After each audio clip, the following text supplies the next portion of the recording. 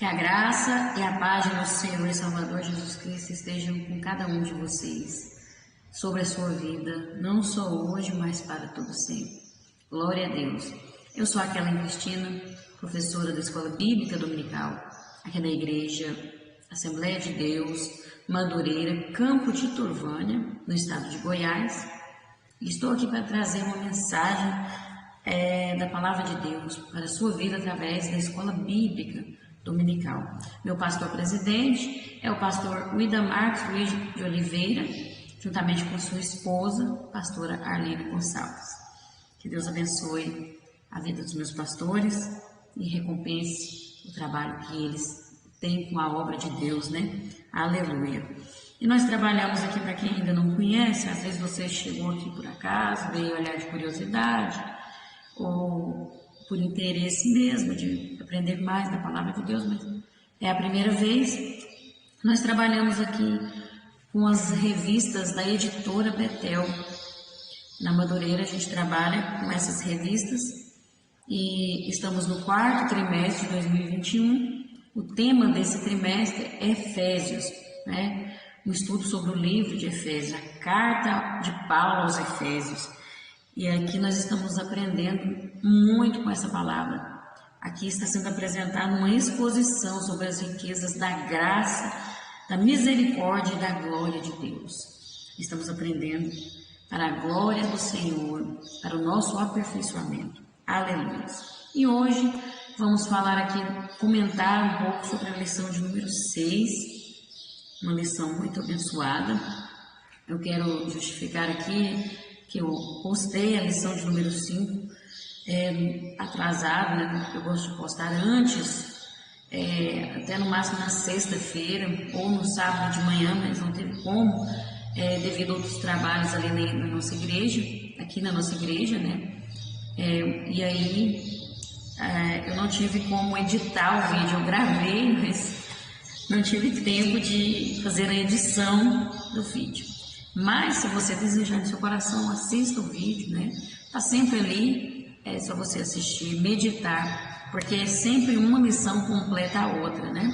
Mas eu tenho certeza que você também aprendeu ali na sua EBD presencial. Nunca deixe de participar da escola bíblica presencial, esteja lá. Mesmo que você vê um vídeo aqui no YouTube, qualquer vídeo, você pode ver quantos vídeos você quiser sobre a mesma lição, mas quando você chega lá na presencial, você é ainda mais abençoado, mais recompensado, porque além de você estar exercendo a comunhão entre seus irmãos, né, entre os membros da igreja, você também tem mais um pouco de aprendizado, porque a palavra de Deus ela se renova todos os dias. Aleluia, glória a Deus. Vamos então à lição de número 6, que tem por título A Revelação do Mistério chamado Igreja. Amém? O texto áureo nos diz assim: e demonstrar a todos qual seja a dispensação do mistério que desde os séculos esteve oculto em Deus que tudo criou. Efésios 3, 9. A verdade aplicada nos diz: a Igreja de Cristo é a portadora da revelação dos mistérios da graça divina a todos os povos e nações.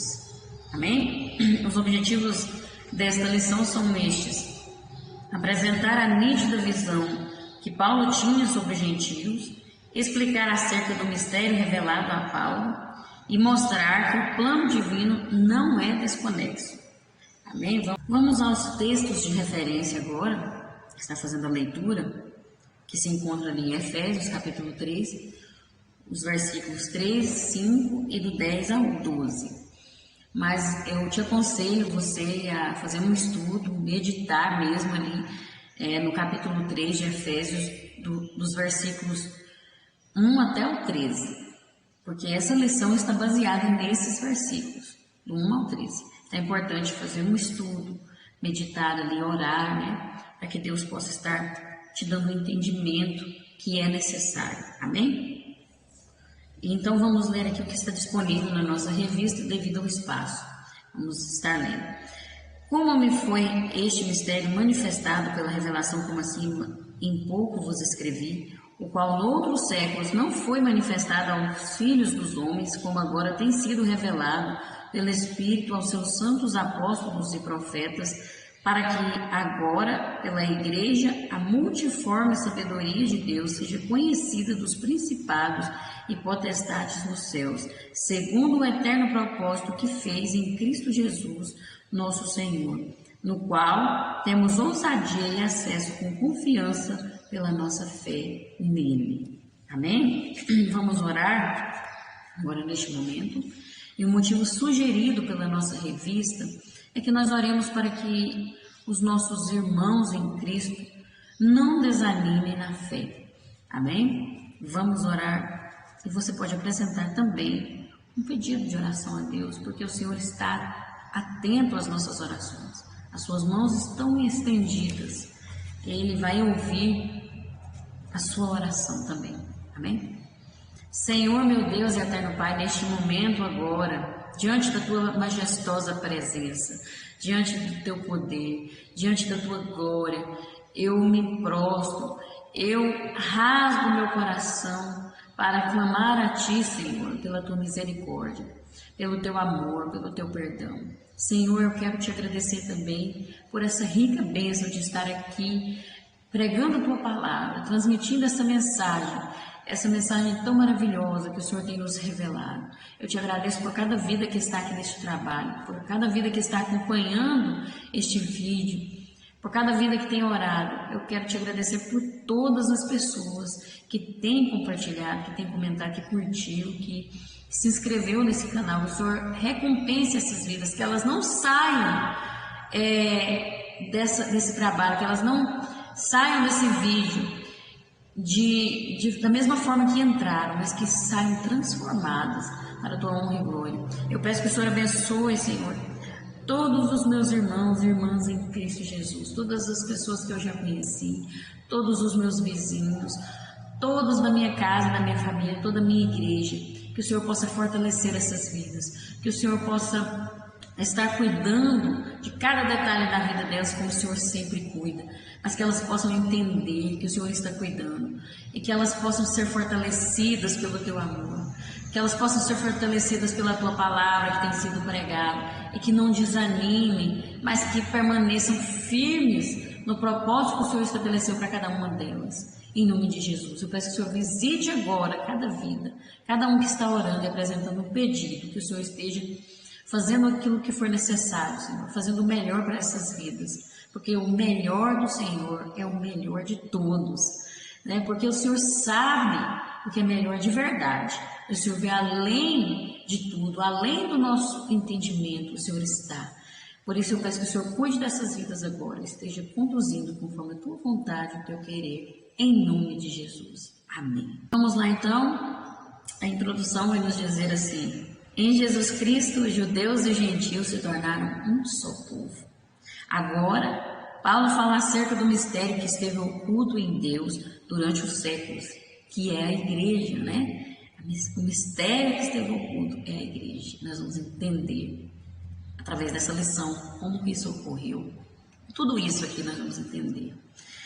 No tópico 1, nós vamos ver sobre o chamado de Paulo, que ele foi chamado para transmitir esse mistério, né? Para revelar esse mistério. E eu achei que esse título aqui do tópico 1 não tem a ver com o tópico. Achei que esse título aqui, a revelação do mistério, tem a ver com o tópico 2. E o título do tópico 2, que é Paulo, ministro da revelação divina, tem a ver com o tópico 1. Então, eu fiz uma troca, né? Eu acredito que você também vai entender isso, se você meditar. Porque não tem a ver. Nós vamos usar assim dessa forma. No tópico 1 vai dizer assim: Paulo, ministro da revelação divina. Nós vamos ver aqui. Como mordomo e dispenseiro da graça de Deus, Paulo esclarece como esse mistério lhe foi revelado e como foi comissionado a torná-lo conhecido de todos. 1.1. Paulo, o prisioneiro.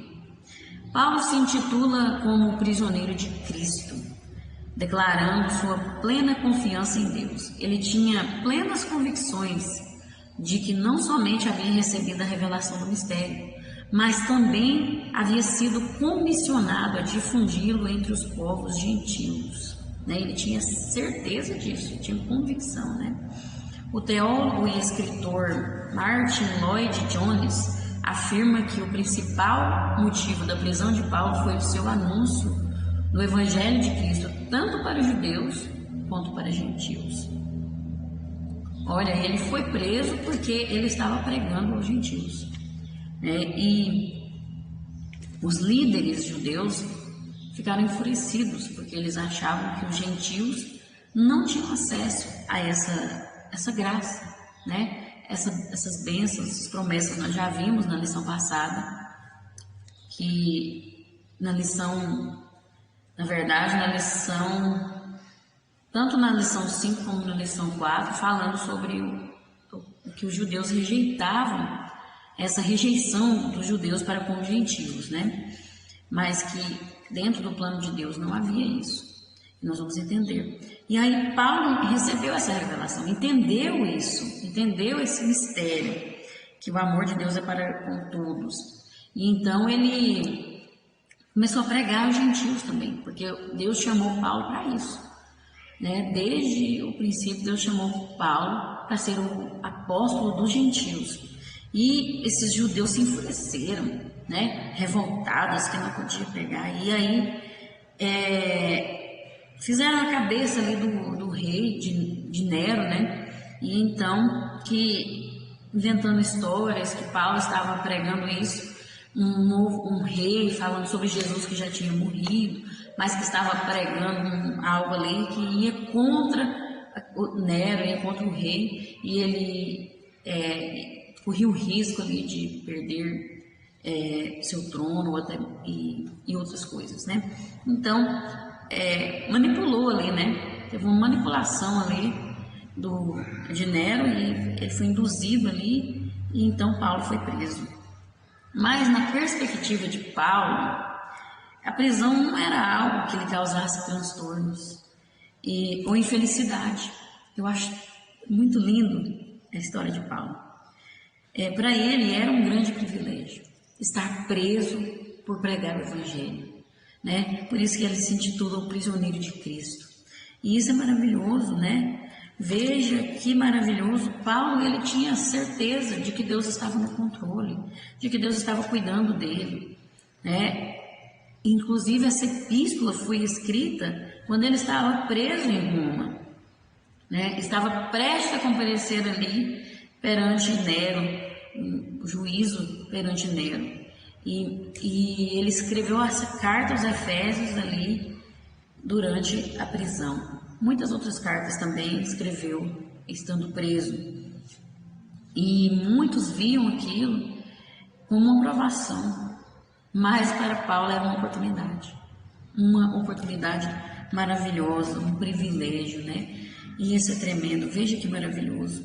Ele viu a oportunidade, até com os soldados ele pregava, para os reis, ele via uma oportunidade, em todo lugar ele viu uma oportunidade de pregar o Evangelho, né? E isso serve de exemplo para nossas vidas, porque quantas vezes nós somos perseguidos, nós ouvimos coisas que entristecem o nosso coração quando pregamos o Evangelho, quando estamos fazendo a obra de Deus, e muitas vezes queremos desistir, queremos chutar o balde. Paulo estava preso e glorificava a Deus, escrevia cartas, e isso foi tremendo, isso é maravilhoso. Nós também temos que seguir esse exemplo, mesmo que venha dificuldade, mesmo que venha tribulação, as perseguições, precisamos continuar pregando o Evangelho, olhar para aquele momento ali e ver uma oportunidade que Deus está nos dando, porque não acontece por acaso. Até as tribulações, as perseguições não são por acaso. Servem de aprendizado para nossas vidas, servem como oportunidades para mostrarmos através das palavras e das nossas atitudes quem é o nosso Deus, apresentarmos para as pessoas o amor de Deus, né?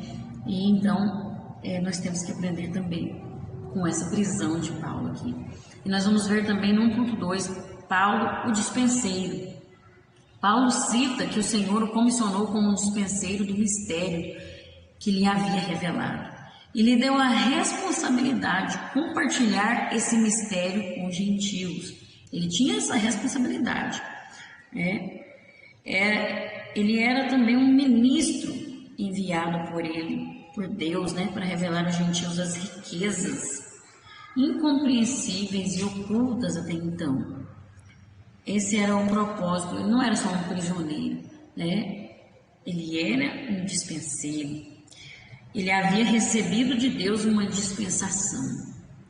O termo dispensação vem de duas palavras gregas: oikos, que significa casa, e nemo, que significa distribuir, repartir, né? Naquela época, naquelas regiões ali, as casas não tinham chaves, não tinham trancas. O único cômodo que tinha tranca era a despensa, porque ali se guardava o alimento, né? Ali tinha coisas de necessidade, né? Coisas importantes. Então tinha um que ficava com a chave, era o dispenseiro, era o que cuidava daquela despensa. Ele era o responsável por administrar aquele alimento, aquela despensa ali. Então era um administrador, pode-se dizer também, né? Então Paulo foi chamado para ser um dispenseiro, um administrador desse mistério. E pode ver que o dispenseiro cuidava de alimento, né? Alimento que é algo necessário para a nossa vida. E a palavra de Deus, essa palavra que ele estava transmitindo, que essa revelação, esse mistério, é um alimento espiritual, né? E Paulo ficou responsável por cuidar disso e repartir com as pessoas esse alimento, esse mistério que Deus estava revelando. E é muito interessante isso, né? Paulo, como administrador, deveria revelar o propósito da graça de Deus a todos os homens indistintamente, né? Independente da cor ou raça, do credo, era para todos que tinha que ser pregado, que tinha que ser anunciado esse evangelho, essa graça que Deus estava revelando. E a mordomia de Paulo consistia em que pudesse ir aos gentios com as boas novas da salvação também, né? As novas da salvação em Cristo. E também com a mensagem de que a partir de então, a partir daquele momento que eles aceitassem, que eles recebessem essa mensagem, judeus e gentios eram um só diante de Cristo. Os gentios eram rejeitados, eram desprezados, eram, como que fala?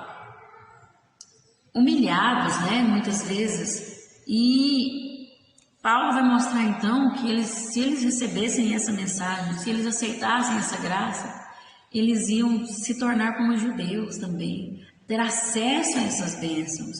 Veja que mensagem maravilhosa para aquelas pessoas que, às vezes, sem esperança, sem nada, né? Que eles viviam assim.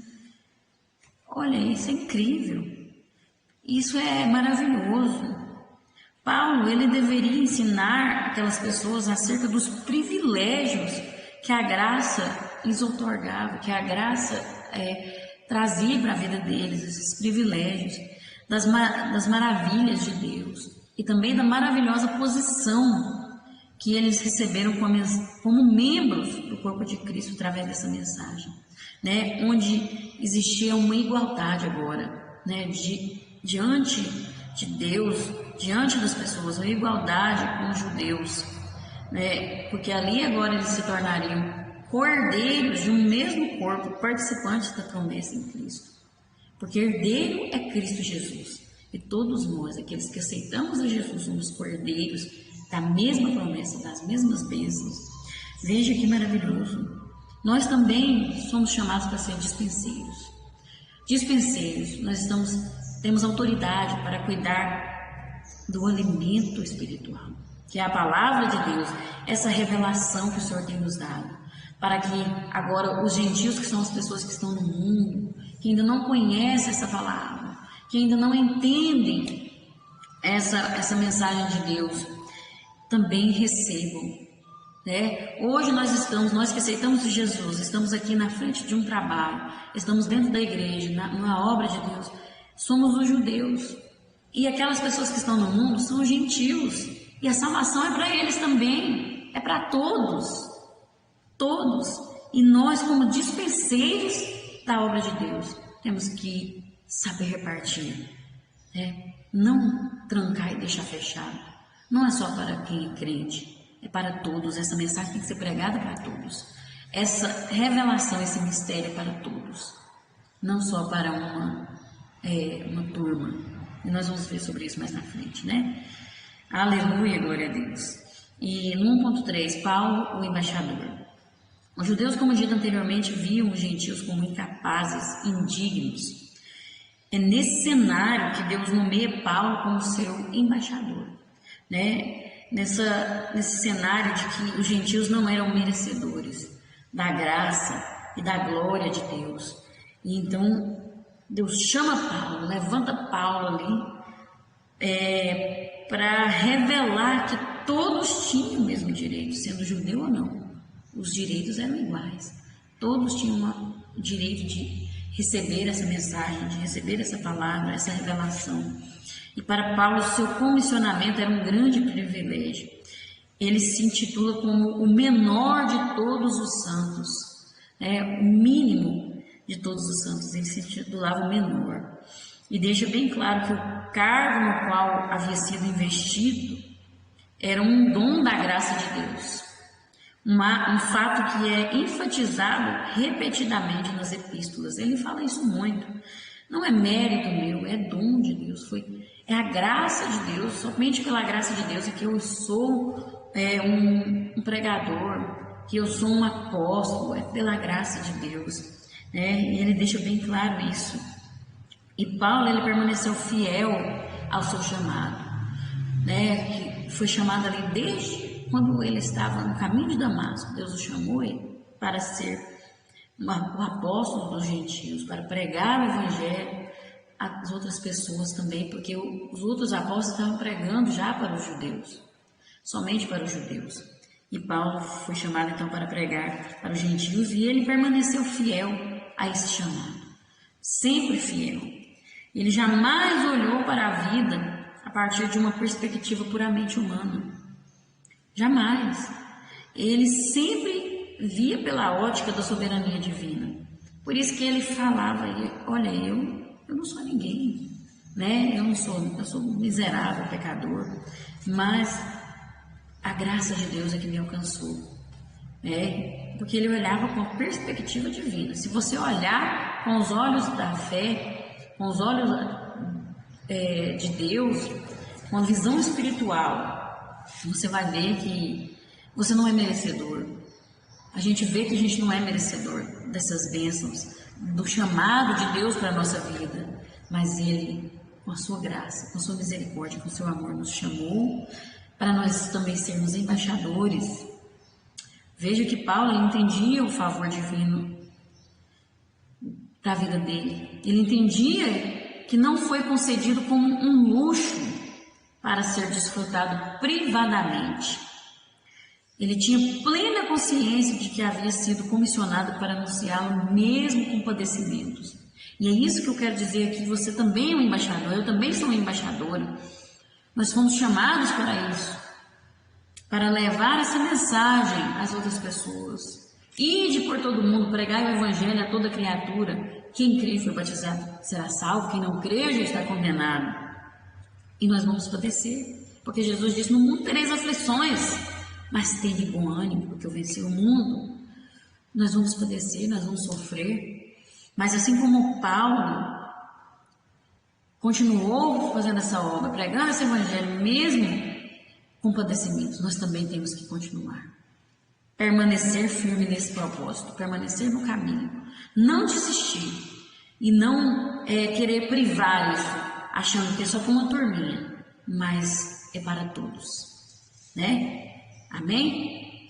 Que possamos compreender essa mensagem em nome de Jesus. No tópico 2, nós vamos ver então a revelação do mistério, porque o tópico 2 vai falar sobre a revelação desse mistério, Nós vamos ver aqui. Paulo recebe uma comissão especial da parte de Deus, que de maneira clara e precisa lhe revela o mistério oculto que deveria compartilhar com os gentios, o mistério da igreja. No 2.1, entendendo o mistério que esteve oculto. Aí nós vamos ver sobre o mistério, tá vendo? Por 3 vezes nesse parágrafo, Paulo faz o uso da palavra mistério. 3 vezes nós vemos. Essa palavra, no grego, não possui o mesmo significado do nosso português, é diferente. E nós temos que entender que a palavra de Deus, o original, né, foi escrito não no nosso português, isso aqui é só uma tradução. Por isso que é importante você não pegar um versículo isolado ali, né, você precisa pesquisar o contexto, né, o que vem antes, o que vem depois, procurar na versão original ali o significado, porque muitas vezes nós interpretamos a palavra de Deus de forma errada. E o significado, olha, um mistério em nossa língua portuguesa significa algo obscuro, secreto, enigmático, inexplicável e até mesmo incompreensível. Agora, na Bíblia não tem esse significado, não quer dizer isso. Strong registra que em o Novo Testamento era uma palavra usada a respeito de fatos, doutrinas, princípios, etc., não revelados previamente, ou seja, fatos não revelados previamente, doutrinas não reveladas previamente, princípios que não foram revelados previamente. Quando fala disso, quer dizer, não foram revelados desde o princípio, não foram revelados desde a criação, não foi revelado, né? Foi se revelando. Deus foi revelando aos poucos esse mistério. Por que isso?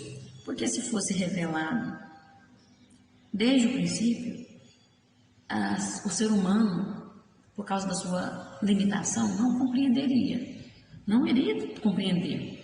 Por isso Deus revelou, foi revelando esse mistério aos poucos, mas sempre existiu esse mistério. Nós vamos entender aqui.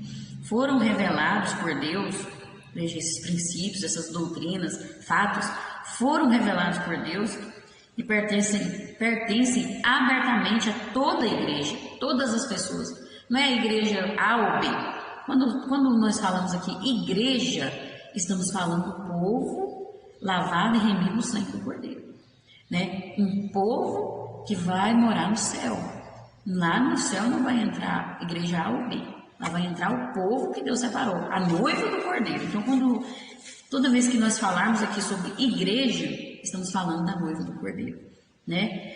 Então, esse mistério, isso foi revelado e pertence abertamente a toda a igreja, ou seja, todos aqueles que aceitam Jesus, todos aqueles que aceitam a graça de Deus sobre a sua vida, têm acesso a esse mistério.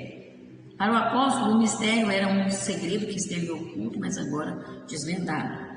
O mistério revelado a Paulo diz respeito a Cristo e a um único povo, judeu e gentio, né? O povo de Israel e aqueles que são os gentios, que somos nós que aceitamos esse mistério, essa revelação da palavra de Deus. No plano eterno, o Senhor via tanto judeus como gentios, quanto gentios como membros comuns do mesmo corpo e participantes da mesma promessa. Veja só que desde o princípio Deus estabeleceu, né, um povo só. Olha, a igreja já existia na época de Abraão, mas ele ainda não conhecia. Mas a igreja já existia esse plano, já existia esse mistério chamado igreja, né, de um povo só. Na época de Davi profetizou sobre a igreja, outros também profetizaram e já existia. Então, não foi revelado naquele momento ainda, porque precisava de Deus preparar o ser humano para receber essa revelação, né? Então Deus foi se revelando, porque as coisas espirituais são muito fortes para a gente entender, né? O espiritual é difícil de entender para quem é material. Nós somos carne, nós somos matéria, estamos nesse mundo material. Então temos que estar em espírito para entendermos o espiritual. Então por isso que Deus não revelou esse mistério antes, esteve oculto, né? E Deus foi revelando aos poucos. né? E agora, através de Jesus Cristo, foi revelado por completo. E nós vamos entender aqui a natureza do mistério revelado, 2.2. Com muita clareza, Paulo fala da natureza do mistério que o Senhor lhe havia revelado. O mistério era que gentios e judeus seriam colocados na mesma base. Pela fé em Cristo, eles seriam incorporados a um novo corpo, a igreja. E Cristo é a cabeça desse novo corpo, né? Cristo é a cabeça. E judeus e gentios seriam colocados ali nesse corpo, seriam um só. Olha que maravilha isso, olha que maravilhoso. Isso é tremendo. E nós vamos aqui ver 3 coisas importantes que acontecem conosco quando nós recebemos a Jesus em nossas vidas. Quando nós aceitamos Jesus Cristo, acontecem 3 coisas importantes. Primeiro, tornamos-nos co-herdeiros. Um herdeiro é aquele que tem direito a tudo que o seu pai possui, né? Ou seja, herdeiro é Cristo. Somente Cristo é o herdeiro, filho herdeiro, né? Por direito. E aí, quando nós aceitamos a Jesus, nós nos tornamos co-herdeiros, né? Das bênçãos, das mesmas riquezas, né? Algo celestial. Não, isso é maravilhoso. São bênçãos inexplicáveis, são riquezas incomparáveis, que também nos tornamos co-herdeiros, né? Juntamente com Cristo. E antes, quando não era revelado esse mistério, era somente os judeus que eram os co-herdeiros para eles, né? Quando não tinha um entendimento, mas sempre no propósito de Deus, toda a humanidade é para ter esse acesso. Em momento algum, Deus desprezou as outras pessoas, né? Isso foram os judeus que fizeram, porque no propósito de Deus sempre esteve toda a humanidade, aqueles que aceitassem. Aí, a segunda coisa importante que acontece em nossa vida, tornamos-nos membros do mesmo corpo. Isso nos fala de unidade. Um membro fora do corpo morre e apodrece. Arranca um dedo e deixa ele jogado ali. Arranca uma mão, para você ver se ela vai ter vida novamente. Ela não vai mexer, né? Primeiramente, porque vai perder o nervo, né? E vai apodrecer, vai morrer, né? Não vai resistir. Então, nós tornamos membros do mesmo corpo, né? Somos uma família só, um corpo. Então, nós não podemos desprezar uns aos outros. Nós não podemos rejeitar o nosso próximo, né? Porque faz parte da nossa família, faz parte desse corpo, né? E também fala de proteção, porque um predador só será bem sucedido se atacar os que estão desgarrados do grupo. Pode ver que os predadores atacam os filhotes quando eles se afastam, né? Ou um que está sozinho. Na natureza é assim. E aí, aquele que sai do corpo, né? O membro sai do corpo de Cristo, que é a igreja, ele se afasta, ele fica vulnerável. Fica vulnerável ao inimigo. E aí é onde acontece o inimigo vir e ceifar aquela vida, destruir aquela vida, porque ele não tem proteção, né? Nós, como membros do corpo de Cristo, que agora nós nos tornamos, aceitamos a Jesus e somos membros, que é a segunda coisa importante, nós temos que proteger uns aos outros. Se você vê que tem um se afastando, corre lá, vamos, volta para a turma aqui, ó. Você faz parte da família de Deus, não vamos desprezar. E você também, não se afaste do corpo de Cristo, esteja firme, esteja no meio do povo, no meio ali na igreja, né? A igreja é em união uns com os outros, não é só, tem gente que está dentro da igreja, assistindo o culto, participa, participa da ceia e não tem união, não é membro da igreja, não tem união, porque para ser membro da igreja, a noiva de Cristo tem que ter união, né? Porque se ele se afastar, ele vai morrer, apodrecer, ou então ele vai ser tragado pelo inimigo. O inimigo fica ao nosso derredor, como um leão, querendo achar alguém para que possa tragar, para que possa destruir. Então, nós não devemos nos afastar uns dos outros, mas viver em união. Fala de unidade, né? Membro é unidade. E a terceira coisa importante que nós recebemos quando aceitamos a Jesus é que nós nos tornamos participantes da promessa. O Senhor nos prometeu vida e vida com abundância, uma vida vitoriosa, cheia de alegrias, mesmo em meio às crises, mesmo em meio às dificuldades, né? Temos promessas e nós, quando aceitamos a Jesus, nós temos acesso a essas promessas. Nós não vivemos mais sozinhos, né? Nós temos acesso a tantas promessas na Bíblia. Meu Deus, são tantas promessas. O Senhor promete estar conosco até a consumação dos séculos. O Senhor promete nos dar vitória. O Senhor promete abrir a porta. O Senhor promete abençoar a nossa família. Tantas bênçãos, tantas promessas. E se nós aceitarmos a Jesus e vivermos nele, permanecermos nele, nós temos acesso a tudo isso. E isso é bênção de Deus. Isso é maravilhoso. Nós precisamos entender esse mistério revelado. Essa é a natureza do mistério revelado. Isso aqui, essas coisas importantes aqui que acontecem conosco. Nós precisamos viver isso aqui, né? E isso vai ser maravilhoso para mim e para a sua vida em nome de Jesus. E no 2.3 nós vamos ver a humildade e seriedade de Paulo diante do mistério. Paulo revela algumas coisas importantes sobre sua comissão. Ele fala que foi feito ministro segundo o dom da graça, ou seja, ele recebeu um chamado, não saiu por conta própria e também não está falando o que ouviu ou aprendeu com os outros. Está falando das coisas que o próprio Deus lhe revelou e o enviou a dizer. Veja só, que maravilhoso. Ele recebeu o dom da graça. E eu acho interessante isso aqui, ó, ele não saiu por conta própria. Ele foi enviado por Deus. Foi enviado. Tem gente que quer passar até na frente do pastor. Deus me enviou, mas ele não tem respeito pelo pastor. Paulo tinha respeito pelo pastor acima dele, que era Jesus Cristo, porque ele era o pastor ali daquelas igrejas. Mas ele tinha plena convicção de que tinha recebido um chamado de Deus e que Deus tinha enviado ele. Tanto que ele padece, ele sofre, mas ele permanece. Essa é a diferença.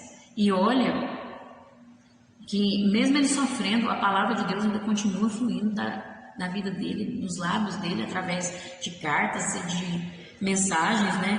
Isso é a prova de que ele tinha recebido um chamado de Deus, porque tem gente que acha que recebeu um chamado de Deus e sai aí pregando, mas a palavra de Deus, a palavra que ele prega não produz nada, não tem nenhum fruto, em vão. Por quê? Porque esse não é o chamado de Deus para a vida dessa pessoa, né? E a pessoa tem que entender que ele tem um pastor, que ele tem uma igreja, que ele tem que ter um ministério, né? Se não tiver um ministério, que tem uma base, que tem um alicerce, não adianta, Deus não abençoa, né? Tem que ter humildade e seriedade, é algo muito sério.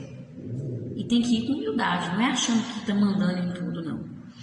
E ele não aprendeu com qualquer um. Ele recebeu essa mensagem diretamente de Deus. O próprio Deus lhe revelou, né? E aí tem muita gente que está pregando heresia aí, falando por conta própria, aquilo que ele acha que é e pronto. Ele pega a Bíblia e prega só um texto isolado ali, e aí diz que foi chamado por Deus, foi um pregador da palavra de Deus. A pessoa tem que converter, né? Tem que ter a vida transformada. Você tem que buscar em Deus, se você está falando alguma coisa com base bíblica mesmo, né? E pregar a verdade da palavra de Deus. Não somente aquilo que você acha que é o certo, mas aquilo que é a verdade, né? Paulo considerava a si mesmo como o mínimo de todos, o menor de todos. Olha a humildade. Reconhecia o grande privilégio de ser o portador de uma tão poderosa revelação.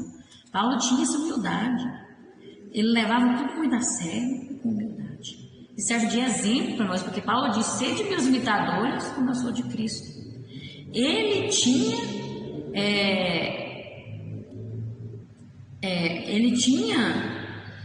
como que fala? Eu esqueci a palavra aqui, misericórdia. Ele tinha base para dizer isso, entendeu? Ele poderia falar isso, que ele era imitador de Cristo, porque ele era mesmo, Então, serve de exemplo para nós. Serve de exemplo. Nós temos que levar as coisas de Deus, a obra de Deus, a igreja, que é o reino de Deus na terra, com seriedade e humildade. Temos que levar. Quando ele afirma que era o menor de todos, ele está agindo com humildade. Ele não está usando de hipocrisia e também não está se depreciando, Ai, eu sou um coitadinho. Ai, eu sou miserável. Tem gente que fica se depreciando. Não, Paulo não está dizendo isso. Ele age com muita simplicidade e sinceridade. Ele está reconhecendo quem que ele é. E tanto que a intenção do coração dele também é de sinceridade. Porque tem gente que fala da boca para fora: eu sou um coitadinho, eu sou o menor de todos. Mas dentro dele ele está se achando. Nossa, olha que humildade que eu tenho dentro dele. Então, não é dessa forma que nós temos que agir. Paulo não agia dessa forma, era com sinceridade, era com simplicidade. Ele reconhecia verdadeiramente quem ele era, por dentro e por fora.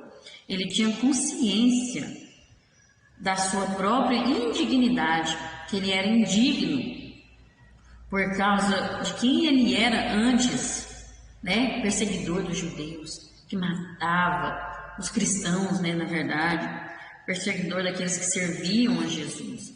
Ele sabia que ele não tinha mérito nenhum, que ele não era digno de tudo isso que Deus fez na vida dele, da graça de Deus.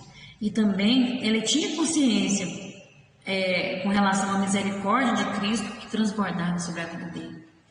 E nós temos que ter essa mesma consciência, porque nós não somos merecedores. A graça é um favor imerecido. A misericórdia também nós não merecemos, porque o castigo que nós merecíamos era a morte, porque o salário do pecado era a morte, é a morte, e Deus teve misericórdia para conosco. Então nós temos que agir sem hipocrisia, mas com sinceridade, por dentro e por fora.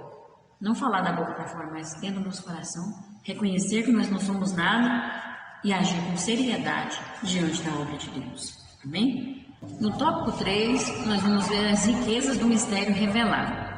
A mensagem de Paulo era de boas novas grandiosas para os gentios. Consistia nas insondáveis riquezas de Cristo, as riquezas que Cristo possui em si mesmo e que outorga àqueles que vêm a Ele. Amém? E no 3.1 nós vamos ver o mistério revelado no Novo Testamento. Desde o princípio, os gentios faziam parte do plano de Deus. Desde o princípio. Desde a fundação do mundo. E antes do homem existir, já tinha esse plano de Deus que incluía toda a humanidade.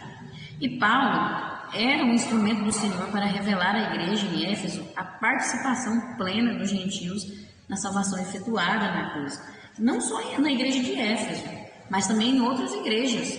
Ele também foi chamado para revelar aos gentios essa mensagem, tanto que ele é chamado de um apóstolo dos gentios, E a grande preocupação que Paulo tinha era desfazer um falso ensinamento que havia sido disseminado por alguns judeus convertidos, como a gente vê lá em Atos capítulo 15, em Gálatas capítulo 5 também, falando sobre isso. Você pode meditar aí na sua Bíblia, pega a sua Bíblia e leia, que vai falar que alguns judeus afirmavam que eles tinham que, os que estavam aceitando a Jesus, eles precisavam se submeter ao cumprimento de alguns ritos e cerimônias judaicas, que faziam parte da lei judaica ali, a lei de Moisés, como a circuncisão, sacrifícios que já não era mais necessário, porque Jesus foi um sacrifício vivo,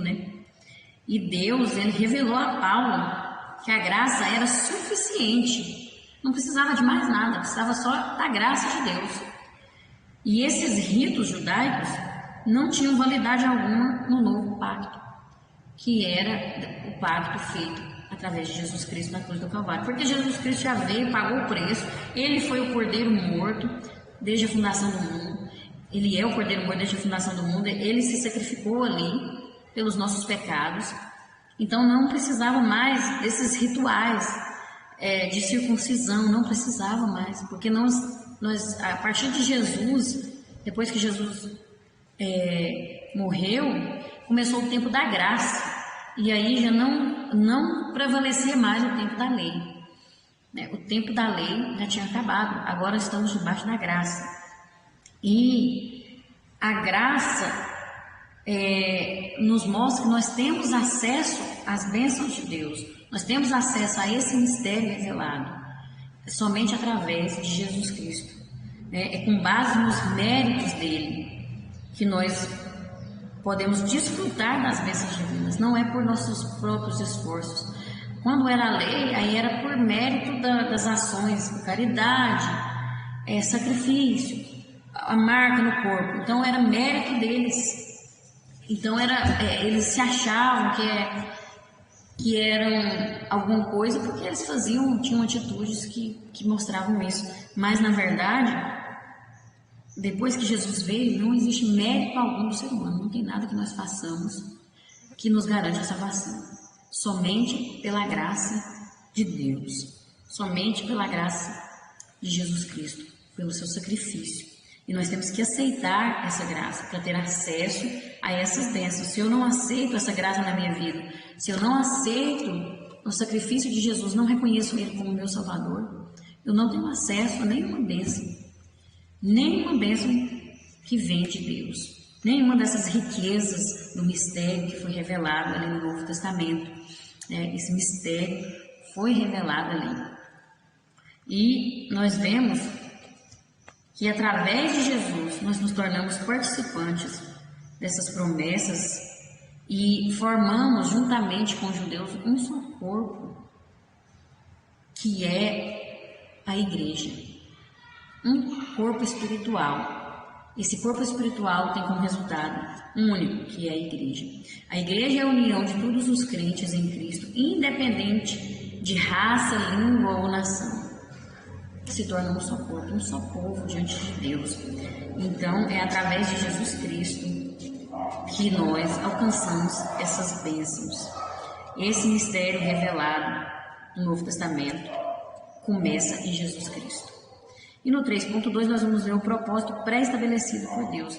Nós vamos ver aqui que, no entendimento de muitas pessoas, os gentios entraram em cena porque os judeus recusaram a Jesus, crucificaram ele ali, rejeitaram o seu evangelho, e aí deu a chance para os gentios. Eu mesma achava isso também, porque eu cresci na igreja ouvindo isso.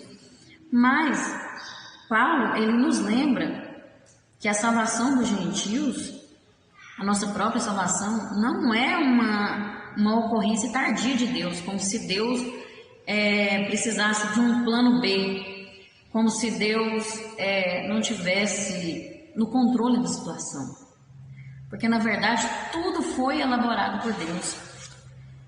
Mesmo antes do ser humano ter sido formado, do ser humano ter sido criado, já era um propósito elaborado por Deus. Nada aconteceu sem um propósito. Nada aconteceu por acaso. Foi Deus que projetou, planejou tudo.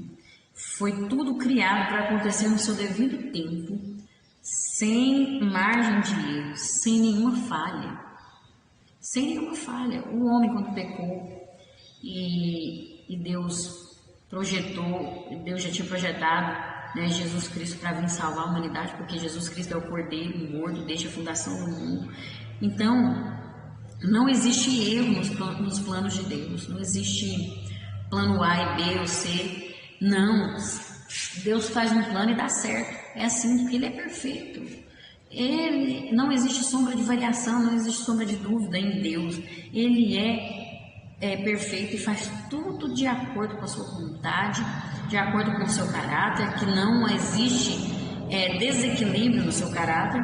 Então sai tudo conforme o seu projeto. E se nós alinharmos a esse projeto, a esse propósito, a nossa vida também vai andar em equilíbrio.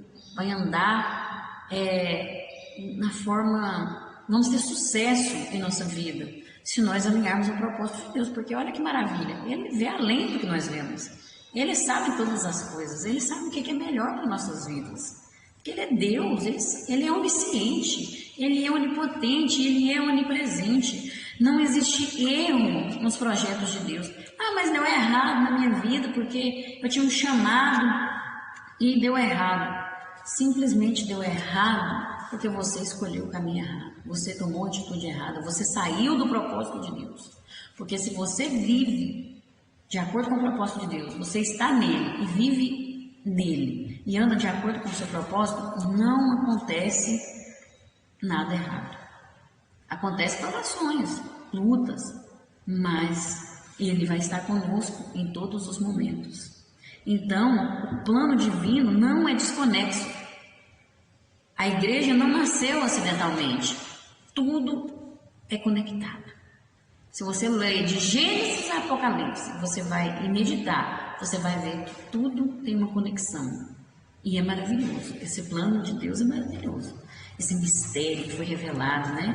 Olha que maravilha, né? E Deus, Ele tinha escolhido um povo no seu propósito eterno, um povo que ia ser diferente, um povo que ia servir de exemplo para os outros povos. E foi onde Ele escolheu o povo judeu.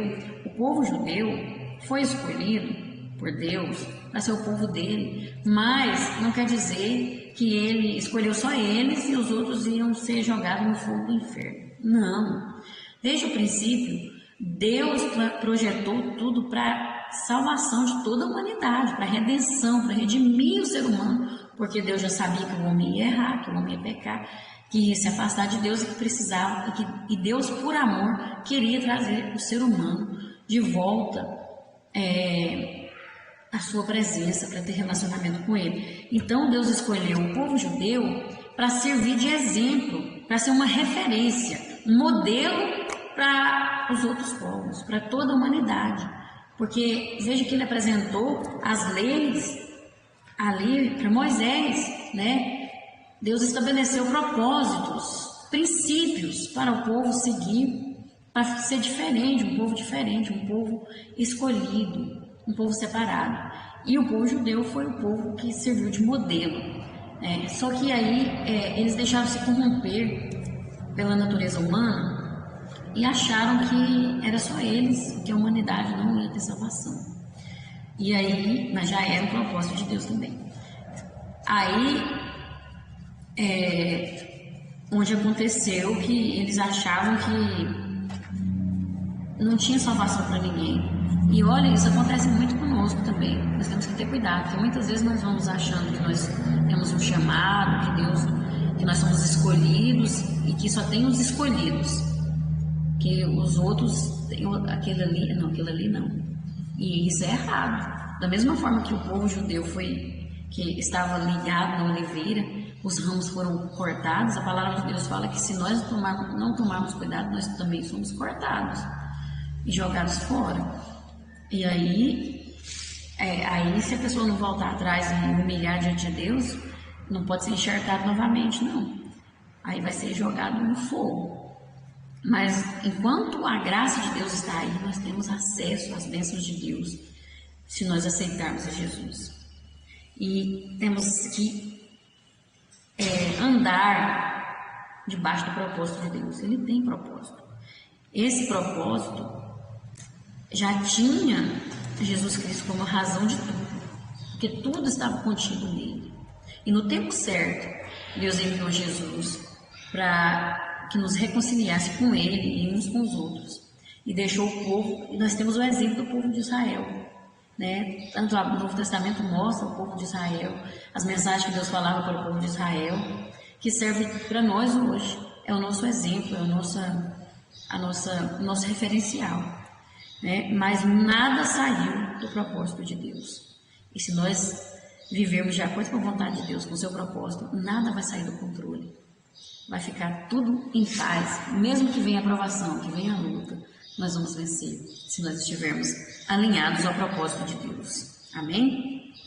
E no 3.3, as riquezas insondáveis de Cristo. Paulo já tinha feito o uso da expressão riquezas, mas agora ele acrescenta um adjetivo, incompreensíveis, insondáveis. Riquezas incompreensíveis ou insondáveis, depende da versão da Bíblia, né? Mas John Stott diz que esse adjetivo incompreensíveis ou insondáveis significa literalmente cuja pista não pode ser achada. Significa isso. E nos indica que está tratando de algo que não é possível se obter mediante esforços humanos. Essas riquezas insondáveis de Cristo, nós temos acesso a elas não por nossa própria força, não por nosso próprio mérito, não porque eu vou na igreja todo dia, todo culto, não porque eu participo da ceia do Senhor, não é porque eu entrego meu dízimo todo mês, eu oferto todo culto, não é por isso. É somente através de Jesus Cristo, através da graça. É somente através da graça. Se eu viver de acordo com a vontade de Deus, porque quando você aceita o amor de Deus para a sua vida, quando você aceita a graça de Deus para a sua vida, automaticamente ela te transforma. Ela te transforma, porque aí você é adotado. Nós já vimos sobre a adoção, que quando a adoção acontece na vida da pessoa, todo o passado dela é apagado. A família antiga dela do mundo, ela deixa de existir. Então você faz parte de uma nova família agora, você é uma nova criatura em Cristo Jesus. Então você tem que viver de acordo com essa nova família, né? Você agora é filho de Deus, então você tem que viver como filho de Deus, né? Quando a graça chega na vida da pessoa, ele se torna filho de Deus, e aí ele tem que portar como filho, e aí vai ter acesso a essas bênçãos. Aí você vai conseguir se portar como filho, porque olha aqui, agora tem sido revelado. E nós somos chamados a participar dessas riquezas. Deus chama, Jesus fala: vinde a mim, todos vocês que estão cansados, sobrecarregados, que eu vos aliviarei. Tomai sobre vós o meu jugo. Ele chama, se o meu povo, que se chama pelo meu nome, se humilhar e orar e buscar a minha face, converter dos seus maus caminhos. Tem muitos chamados de Deus. Ele sempre tem nos chamado a participar dessas riquezas. E elas refletem tudo o que se refere à glória de Cristo, sua divindade, a salvação, a libertação da escravidão da carne, sua glória meritória na cruz do Calvário. Olha, você tem acesso, você vai conseguir se portar como filho de Deus, sim, porque você vai ter a libertação da escravidão da carne. Você não vai viver mais conforme os desejos da carne, você não vai viver mais conforme as suas emoções, aos seus instintos, aos seus impulsos. Não. Você vai viver, você tem que viver conforme o Espírito Santo. Por isso que a gente tem que esvaziar e deixar o Espírito Santo guiar a nossa vida, controlar a nossa vida. Porque aí nós vamos viver em Espírito agora, porque nós somos filhos de Deus. E aí nós temos que viver em Espírito. E Ele dá essa possibilidade. Quando nós aceitamos a Ele dá essa possibilidade. Basta nós querermos. Basta nós aceitarmos. São essas riquezas espirituais. Não são riquezas que o homem pode comprar. Não é nada passageiro, são riquezas eternas. Não são coisas dessa terra. E para ter acesso, logicamente que eu preciso estar em espírito, porque são coisas espirituais. Se eu estiver na carne, não vou ter acesso. Isso é lógica. É lógica, gente. É muito fácil de entender. Espiritual tem acesso quem é espiritual. Carnal tem acesso se eu ficar na carne. Aí eu vou ter acesso a coisa terrena, coisa dessa, né? Mas eu não quero viver conforme a carne, eu quero viver conforme o Espírito. Eu quero o que é eterno. Eu não quero coisas passageiras que me faz eu ter desequilíbrio. Com as bênçãos, com as riquezas que Cristo me oferece, eu tenho equilíbrio. Eu não vivo de forma inconstante, mas eu vivo em equilíbrio. E isso é maravilhoso. O ser humano deseja ter equilíbrio, né? É algo que o ser humano busca verdadeiramente. E em Cristo nós conseguimos isso. Através da graça de Deus nós conseguimos, porque nós temos acesso às riquezas insondáveis de Cristo. E elas são todas nossas. São todas nossas. Estão à nossa disposição, porque Deus não poupou riquezas ao nos salvar. Está aí disponível para mim e para você. Disponível. Basta eu querer. Basta eu buscar a Deus, basta eu procurar Ele, aceitar Ele, abraçar tudo isso, e aí eu vou ter acesso. E nós precisamos proclamar isso aos gentios, às outras pessoas que estão no mundo sem conhecer essas riquezas. E a nossa missão não é somente proclamar a quem está na igreja, mas a todas as pessoas do mundo inteiro, todos, independente de cor, de raça, de língua, de credo, mas proclamar essa mensagem, não importa de qual religião essa pessoa seja, mas nós precisamos proclamar essa mensagem e também, não somente proclamar, mas também nós temos as responsabilidades com relação à iluminação dos olhos de todas as pessoas, para que essas pessoas possam ver como esse evangelho, aceito pela fé, opera no coração de todas as pessoas. Mostrar para as pessoas, não só falar, mas mostrar através das nossas vidas, através das nossas atitudes, que essa mensagem, que essa palavra transforma, liberta, cura, restaura e traz a salvação. Nós precisamos fazer isso em nome de Jesus. Amém? E a conclusão nos diz assim: ao expor todo o mistério que lhe fora revelado e anunciar as riquezas insondáveis de Cristo, Paulo apresenta-lhes um intenso rogo para que os seus amigos não desanimassem. Que exemplo admirável e motivador. Paulo então vai orar pelos seus amigos para que não desanimem. E é isso que nós devemos fazer. Mostrar, pregar o evangelho a toda criatura. Apresentar esse evangelho, cuidar dessas vidas em oração e iluminando a mente dessas pessoas. A ovelha, você resgata ela e cuida dela. Você não só resgata, tira ela do buraco, mas você tem que cuidar para que ela não caia de novo. Então você deve orar, interceder e conduzir no caminho certo. Amém? É isso que Paulo fez com a igreja de Efésios, e é isso que nós devemos fazer uns com os outros, em nome de Jesus. Amém? Que Deus abençoe a sua vida, a sua casa, a sua família. Deus te recompense, Deus abençoe você que compartilhou, você que curtiu, você que tem feito tudo isso, se inscreveu no canal, você que tem comentado, que Deus te retribua mais e mais, que Deus lhe pague e lhe dê em dobro, Deus recompense você que tem orado, e eu tenho orado por você também. Você ora daí, eu oro daqui, e nós oramos juntos, e Deus faz a obra, em nome de Jesus. E até a próxima, se Deus assim nos permitir, e se Jesus não tiver voltado, porque Ele voltará. Amém?